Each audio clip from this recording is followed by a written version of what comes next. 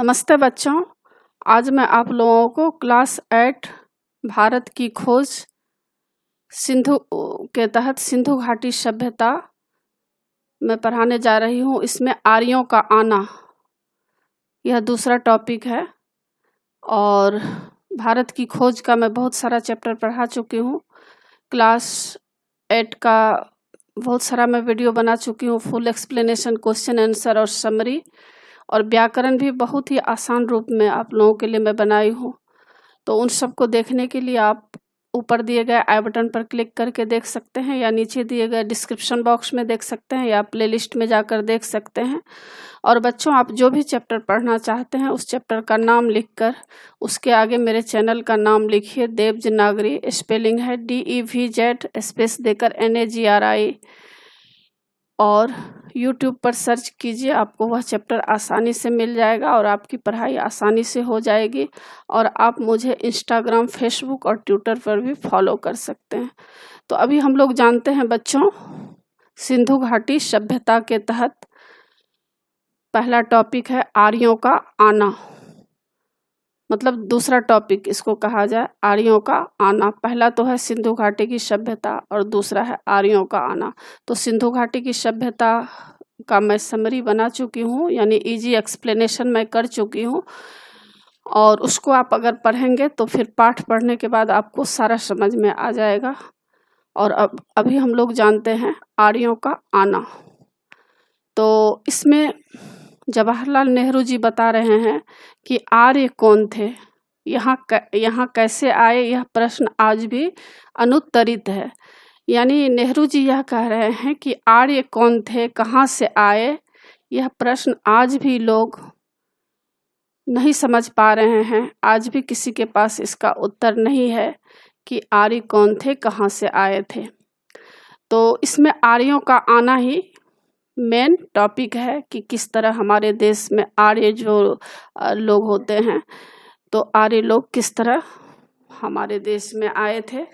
तो इसमें नेहरू जी कह रहे हैं कि संभव है कि इनकी संस्कृति इसी देश की संस्कृति हो। तो ऐसा वे अनुमान लगा रहे हैं नेहरू जी कि हो सकता है कि उनकी जो संस्कृति है, आर्य लोगों की संस्कृति, वह संस्कृति इसी देश की संस्कृति हो, इसी देश की संस्कृति को अपनाए हो।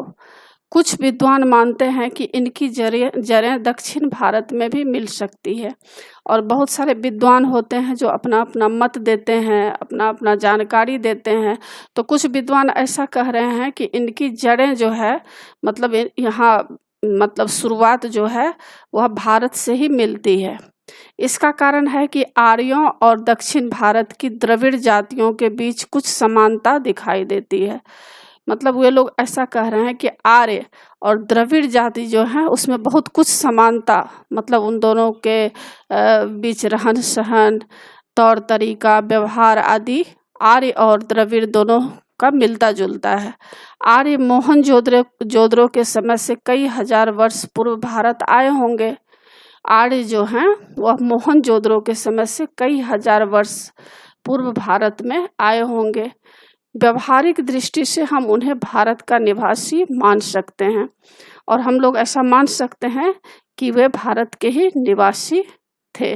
सिंधु घाटी की सभ्यता के अंत होने के बारे में कुछ लोगों का मानना है कि इसका अंत अचानक किसी दुर्घटना के कारण हो गया होगा, किंतु इसका कोई प्रभाव नहीं मिलता है। अब यहाँ पर नेहरू जी यह कहना चाह रहे हैं कि सिंधु घाटी सभ्यता का जो अंत हो गया है उसके बारे में लोगों का कुछ मानना है कि इसका अंत अचानक से किसी दुर्घटना के कारण, यानी किसी कारणवश हो गया होगा, किंतु कोई इसका प्रभाव नहीं मिलता है। अभी तक इतना सटीक रूप से लोग नहीं समझ पा रहे हैं। सिंधु नदी के आने वाली, तो यहाँ पर कुछ अनुमान लगा रहे हैं नेहरू जी कि हो सकता है कि सिंधु नदी में आने वाली बाढ़ भयंकर उस समय होती थी। ये अपने साथ गांव और शहरों को बहाकर ले जाती थी। मतलब उस समय सिंधु घाटी की जो सभ्यता थी उस समय में बाढ़ आती थी। बाढ़ क्या होता है? बाढ़ सबसे पहले आप लोगों को जानना होगा कि बाढ़ जो होता है वह ऐसा होता है कि अचानक से पानी का बहाव, बहुत सारा पानी आ जाना, गांव का गांव उसमें डूब जाता है। और कितने घर जो हैं, घर के ऊपर मंजिल, 2 मंजिल 3 मंजिल के ऊपर से पानी बह जाते हैं और पूरे जो बिल्डिंग होते हैं, घर होते हैं, वे टूट फूट जाते हैं, मिट्टी में मिल जाते हैं। और लोग को पहले से ऐसा आभास हो जाता है कि बाढ़ आने वाला है। तो ऐसा बाढ़ क्यों आता है? बाढ़ आता है जो कहीं पर अगर बांध होता है, पानी रोकने के लिए एक बांध बनाया जाता है, और बांध के अंदर जो होता है बॉक्स जैसा बना होता है, उसके अंदर बहुत सारे पानी इकट्ठा होता है। तो कभी कभी क्या होता है, उस बॉक्स में बहुत अधिक पानी भर जाता है, जिसके कारण वह जो बांध बॉक्स बना होता है वह टूट जाता है। टूटने के बाद इतना तेजी में वह पानी भागता है कि गांव का गांव, शहर का शहर पानी से भर जाता है। कभी कभी कितने लोगों की मौत भी हो जाती है, और कभी कभी ऐसा भी होता है कि गांव का गांव, शहर का शहर जो है डूब जाता है। फिर उस पे एक भी घर मकान दिखाई नहीं देते हैं। तो लोग क्या करते हैं, नए स्तर से फिर कहीं और जगह जाकर, जहां पर जमीन होता है, तो सरकार उन लोगों को जमीन देते हैं कि वहां जाकर के घर बनाया जाए, तो लोग फिर से जीवन यापन करते हैं। तो यहाँ पर यही बात बताया गया है कि सिंधु नदी में आने वाली बाढ़ भयंकर होती थी।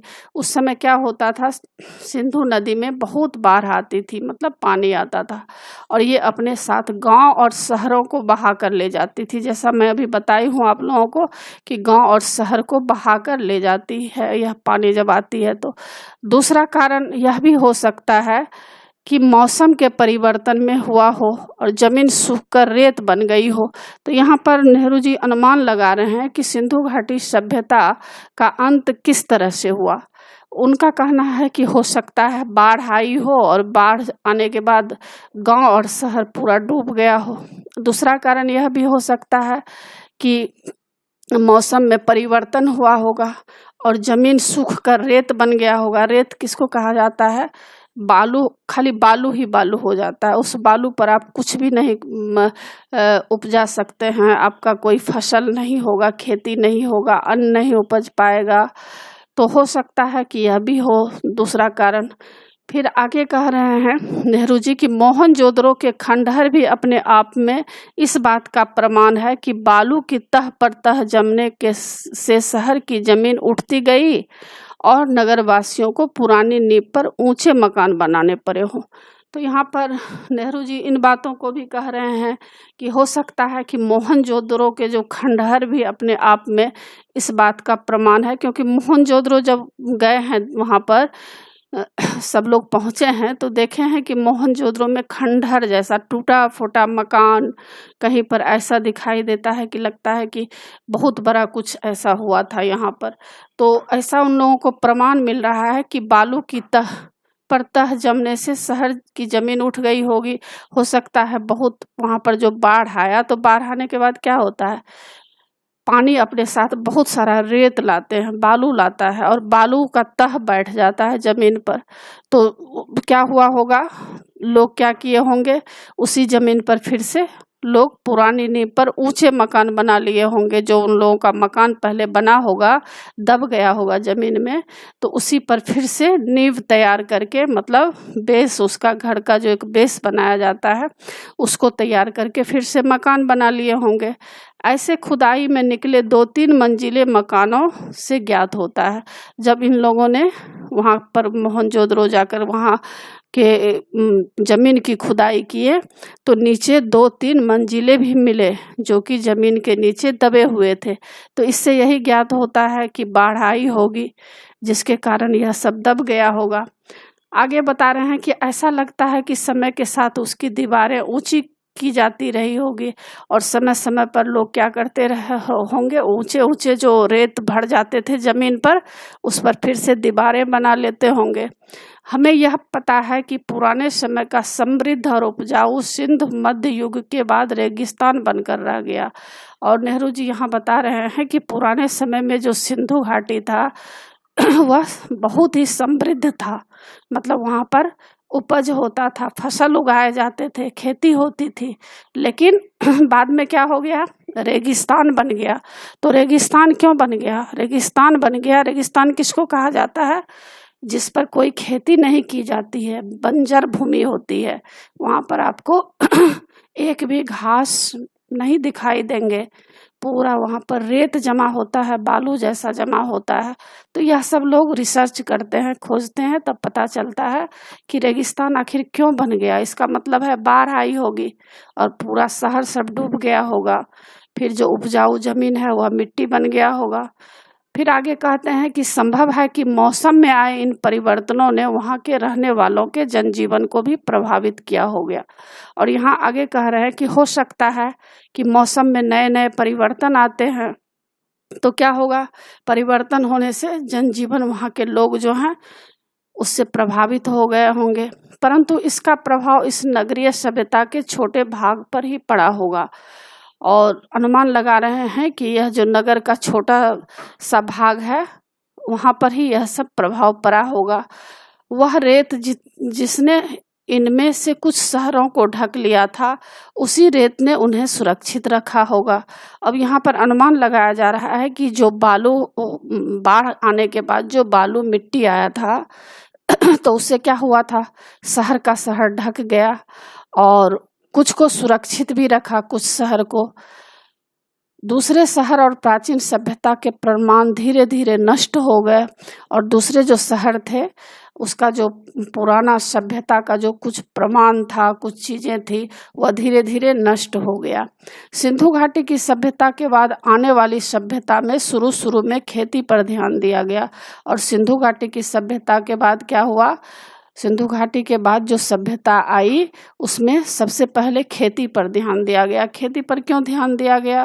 क्योंकि आदमी के जीवन के लिए सबसे पहले अन्न जरूरी है। अगर खेती नहीं होगा तो आदमी खाएगा क्या? फिर आदमी मर सकता है, क्योंकि उसको भूखा रहना पड़ेगा, और भूखा कितना दिन तक रहेगा। तो सबसे पहले सिंधु घाटी की सभ्यता के बाद जो सभ्यता आई तो उसमें उन लोगों ने क्या किया? खेती पर ध्यान दिया, यानी फसल उगाया गया। खेती कार्य पर जोर देने का काम करने वाले आर्य ही थे। और यहाँ पर नेहरू जी बता रहे हैं कि ये आर्य लोग जो आए थे उन्होंने ही सबसे पहले खेती का काम करने पर जोर दिए। तो अभी बच्चों आप लोग समझ गए होंगे कि आर्य किस तरह से आए हमारे देश में, और यह सब किस तरह शहर का शहर जो है बाढ़ में, पानी में डूब गया। कुछ शहर पर लोग फिर से मकान बनाए और फिर आर्य लोग जो हैं खेती का काम का शुरुआत आर्य लोग ही किए। फिर ऐसा माना जाता है कि सिंधु घाटी युग के 1000 वर्ष बाद आर्यों का आगमन हुआ। अब ऐसा भी माना जाता है कि सिंधु घाटी युग के 1000 वर्ष बाद आर्यों का आगमन हुआ, मतलब 1000 वर्ष के बाद आर्य लोग आए। पश्चिमोत्तर दिशा के से कबीले और जातियां आती रही और भारत में जब्ज हो गई, यानी भारत में ही मिलकर वे लोग रह गए। पश्चिमोत्तर दिशा से कबीले और जातियां आती रही और भारत में वे लोग भारत की संस्कृति को अपना लिए और भारत में ही रहने लगे। द्रविड़ जाति के लोगों से आर्यों का सांस्कृतिक समन्वय हुआ, जो सिंधु घाटी सभ्यता के प्रतिनिधि थे। और द्रविड़ जात के लोगों से क्या हो गया? आर्यों का सांस्कृतिक समन्वय हुआ। द्रविड़ जाति के लोग और आर्य के जो संस्कृति थे दोनों आपस में मिलजुल गए, मतलब दोनों एक ही संस्कृति को अपना लिए जो सिंधु घाटी सभ्यता के प्रतिनिधि थे। यहीं से भारतीय जातियों और बुनियादी भारतीय संस्कृति का विकास हुआ। और यहाँ से क्या हो गया?